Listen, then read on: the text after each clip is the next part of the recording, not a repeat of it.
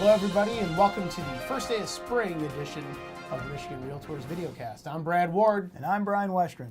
And we have a lot to report on. We have a number of realtor-supported bills currently making their way through the legislature, in particular in the Michigan House, which just passed a couple of bills last week and is bringing up another one in committee. So we're going to start out with clarifying some transfer tax exemptions with further clarification of transfer tax exemption U. Brian? That's right. That's a House Bill 4643, and that is, for those of you who have been watching the show for a number of years, Exemption U was clarified last legislative session to make sure that it was clear that if you sold and your SEV was equal to or less than when you purchased it, you do not pay transfer tax, and that goes for whomever paid the transfer tax. So if the buyer paid the transfer tax relative to some negotiation, they could seek the refund under Treasury Form 2796, I believe.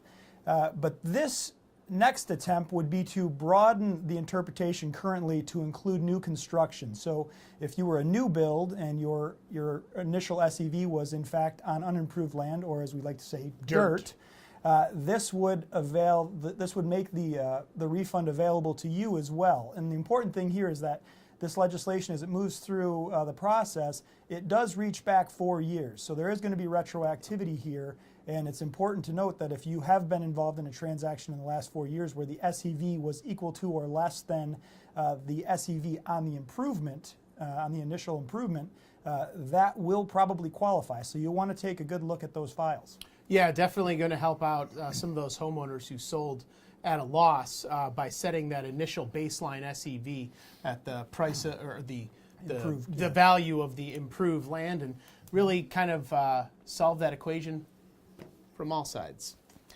Moving on, we have some legislation dealing with appraisers and administrative complaints.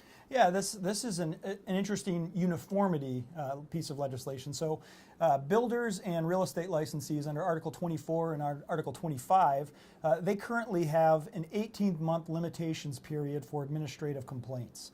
Article 26, our appraisers, they do not have any such limitations period. So the purpose of this legislation, sponsored by Realtor Champion and Realtor member, Representative Brant Iden, this would bring them in line so that it would also have an 18-month limitations period. There'd be a couple of different timing elements that would be put in the legislation. For instance, the 18 months, within 18 months from the date that the alleged violation occurred, within 18 months of receipt of an appraisal that someone took issue with, and then quite frankly, if the appraisal was commissioned for use and the appraiser was going to be serving as an expert in a litigation, it would be 18 months from delivery to the opposing party. So it covers a number of different spectrum, but ultimately the key here is that there was no limitations period at all, and this brings uniformity within those three articles. Yeah, and it should be noted again that these deal with administrative complaints against appraisers. It does not extend that same 18-month statute of limitations to civil complaints. So it's similar to some of the other states who went this route. We saw a number of complaints filed against appraisers 7-8 years down the road where people didn't like their valuations after the market started declining in 2007, and so they came back in 2012, 2013, saying, hey, those values you provided were not good. I don't want to use the word garbage, but they weren't good. But we all know that to have that kind of unlimited sword hanging over your head and that could fall at any point in time is not fair to the appraiser profession. So that bill has passed the House and is over in the Michigan Senate. We look forward to some movement there after the spring break and Eastern Passover holidays.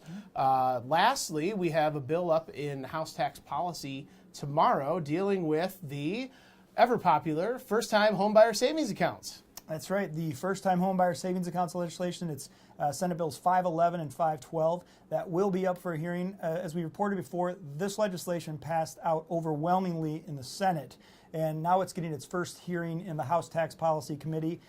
Brad and I have both met with members of that committee, and there has been a very favorable reception so far, so we're looking forward to testifying.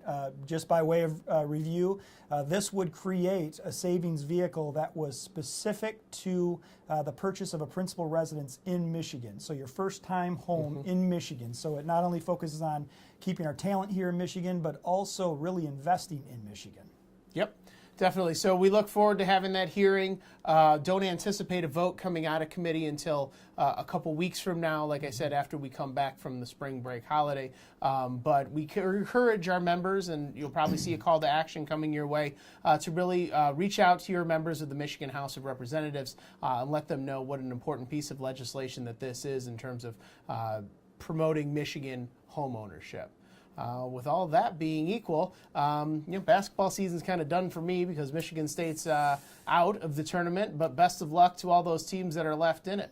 Brian, you have anything to add? Yeah, I'm not going to say go blue, but, go blue in the Kansas City Royal sense because it's baseball season. All right. Happy spring, everyone. Take care.